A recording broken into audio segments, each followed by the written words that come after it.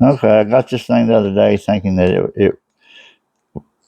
it was a gizmo to put your dice in and roll them. I really hadn't really figured it out. I know one thing it does do is it's a spinner. It's pretty neat.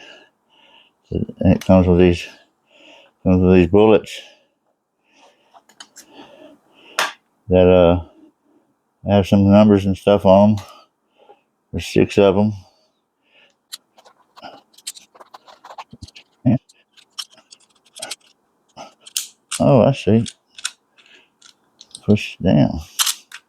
Oh, it's like a regular magazine. Up.